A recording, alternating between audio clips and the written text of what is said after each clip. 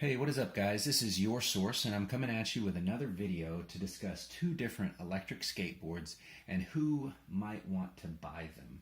So down here we have the Verreal V1 electric skateboard, and then up here we have the Riptide R1 Elite Edition electric skateboard. So let's take a look at both of them and talk about the differences between the two. Let me move the Riptide out of the way and take a little closer look at the Verreal V1 board. Okay, so this is a longboard style board. The deck, I believe, is 36 inches long. In fact, if I just grab this one, the Riptide, I'll show you guys. There's quite a bit of difference in the length of the board. The Riptide is only a 31-inch deck. So the Verreal V1 has a lot going for it. And I would say that both of these boards are amazing in their own right. I would say that the Verreal V1, probably what's so great about it is it's probably, in my opinion, it might be the best in its class for budget-friendly electric skateboards. And let's just talk about that for just a minute. So what do I mean by that? Well, the main competitors for the Verreal V1 are boards like Meepo, Wowgo, Onboard. They all use a very, very similar design. Now there are some differences in all of these boards, but it's a very similar design.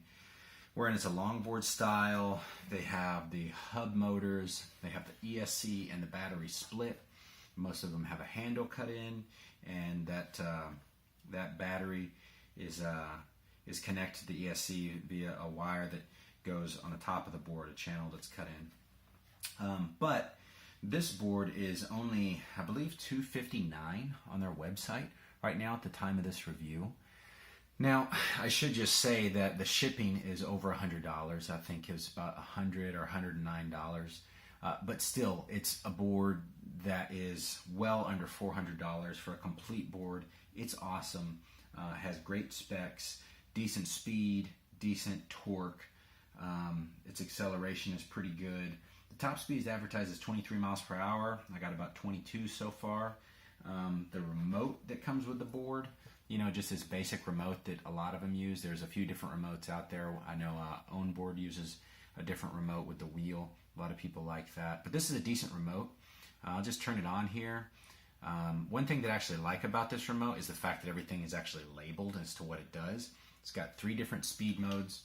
This is great, great feature of the board. The Smart Start. So when you just drop the board on the ground, you know, you can start pushing and it's going to turn on, and then you can use the remote. So I wish every board had that. It's just very, very convenient and useful. That was the highest mode. So you can see with hub motors, a nice difference is that the sound, it's much quieter. So this board, the Riptide Elite, it actually has the Smart Start as well. I'll turn it on. It has the remote, which is very, very similar. It's basically the same. It's not everything is labeled, but okay. So I'm going to turn it on and go in full in the highest speed mode here. Okay, so you got that. I'll do this one again real quick. So you can tell there's quite a difference. Now, honestly, that's a nice feature of a board, of the hub motors, but for guys that like belt motors, it's kind of a non-issue. It is cool, it's incognito on the hub motor, but for the belt motor, there's a lot of pros as well. It's just got better torque for a lower price, and you have a full urethane, which is amazing. There's some other boards out there that are doing full urethane with a direct drive, but they're super expensive, and I won't discuss that right now. But with this one, you just have a much thinner urethane, and riding on a board like the Riptide, you will notice a difference with the nicer 90 mil ABAC 11 wheels. I mean, they're phenomenal.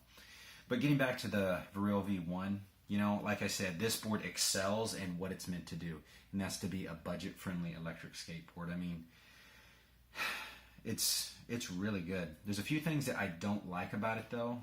Some of the accessories that come with it. Basically, it comes with the charging cable, the remote, the T-tool, So does the Riptide. But for the lights, it comes with this, which is, horrible when it comes to illumination. This is what it does. You can change the modes to different things. I mean, it's useful for visibility of you to other motorists, but only if you do what I did, which is I took a zip tie here, and yeah, I know I should get a black one so it looks a little bit nicer, and put a small D-ring on it so I can clip it onto my bag, just to give me some more visibility.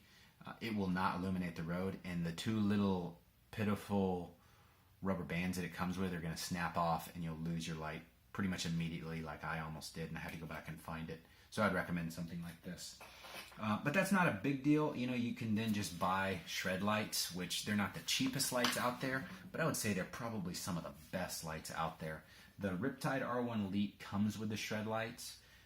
It's the guy who actually made shred lights. This is his board.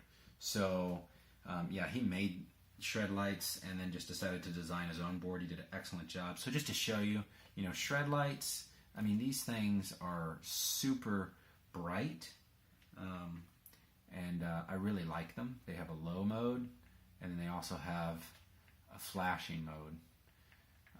And then on the back, it's red. Now on this board, it's a little difficult to press it, but yeah, you can see. And it just does it on both sides there. But yeah, so it's pretty good. Yeah, the light that comes with this is terrible for illumination, and it won't stay on your board, so that's lame.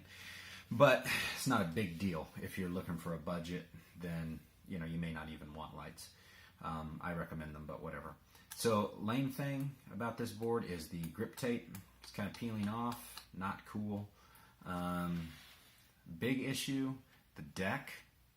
I don't know if you can see it here, but it actually has a crack in it right here. So it's pretty much unrideable right now. I have to get a different deck. Also, the handle on this board, it's nice that they put it on there. You want a handle, but the placement of it's not good.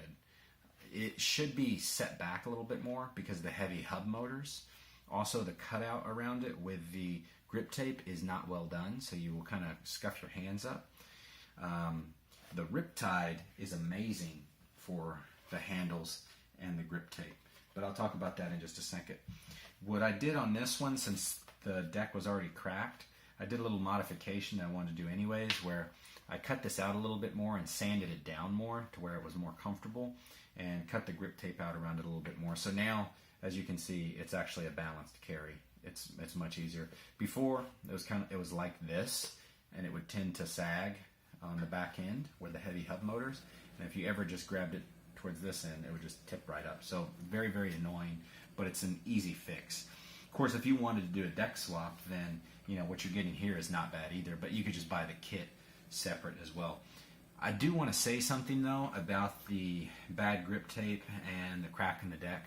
I did contact Vic from Verreal, and I would say he's been excellent with customer service. He's going to be sending me a new grip tape and a new deck because of the defective units that I got. I mean, obviously I'd rather just have it work in the first place, because now I'm a little hesitant to ride, obviously. With a cracked deck, I'm not going to ride. But thankfully I have the Riptide here. But yeah, it's really great that he was responsive with his customer service.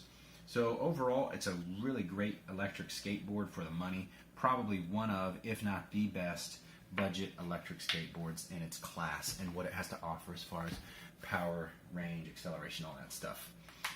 So taking a look at the Riptide R1 electric skateboard a little bit closer, this is an amazing board as well. I've showed you the Smart Start, talked about the wheels a little bit, the ABEC 11. Man, like these are amazing. If you have not ridden on wheels like this, you're missing out, I have to say, and it makes me question now buying any hub motor, just because I really love full urethane. I did like the idea of the silent hub, or you know, it's not really silent, it's quieter, it's very quiet, and it's easier to kick push a hub typically, the Verreal. But honestly, this board is pretty easy to kick push. You do notice difference right now, but once you're on it and you put weight on it and you start kicking, it free rolls decent. I mean, it's pretty good. Not as good as a hub, but it's pretty good. But the size of this deck, it's a 31-inch compact deck. The handles are amazing, either side, super balanced. I mean, it's hard to find things wrong with this board. But what is this board built for? Well, I mean, it's a great time. You're going to have a good time riding it no matter what you're doing. But if you want a board that is really high, has really high top speed, has incredible torque or insane range, this is not the board for you. Because the range on this, 7 to 8 miles, which I would say is pretty true to the specs. Top speed, 20 miles per hour, definitely true to the specs. Yeah, it's not going to blow you out of the water when it comes to that. And its torque and hill climbability is pretty decent. It could take me up some pretty good hills. I live in kind of a hilly area. But, you know, overall, would I say that this is the fastest board? Absolutely not. But it doesn't advertise to be. This is power and portability combined in the most balanced package that you can get right now, in my opinion. You know, you might be able to find a board out there that you like better, but for what this offers, it's just so easy to carry around. I don't want it to go that much faster since it has the shorter wheelbase. I love being able to drop off curbs or something like that with the kicktail. I wish every board that could incorporate a kicktail did it. It's just amazing for portability and just fun. You know, this is a great electric skateboard. So it has pretty much the full package if you're looking for power and portability combined. To take this on public transit, you know, it does advertise that it has I believe the 97 watt battery in it. So theoretically it's TSA approved, and so you could take it on a flight. Depends on your airline though. But overall, two excellent electric skateboards. This one's probably, in my opinion, the best in its class when it comes to power combined with portability, so a compact deck.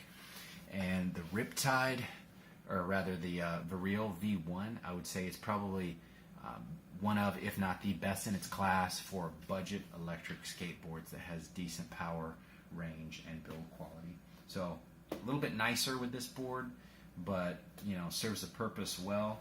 Not quite as refined on the Verreal for sure, but still a pretty good board. So would I recommend either board? Well, if you want a budget-friendly electric skateboard, I would definitely recommend the Verreal because it's not a bad board.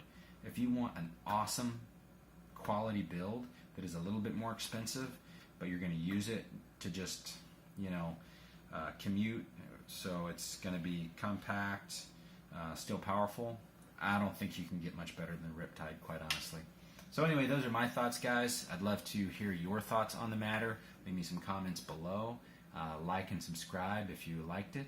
And I'll see you in the next video. Take care. Peace.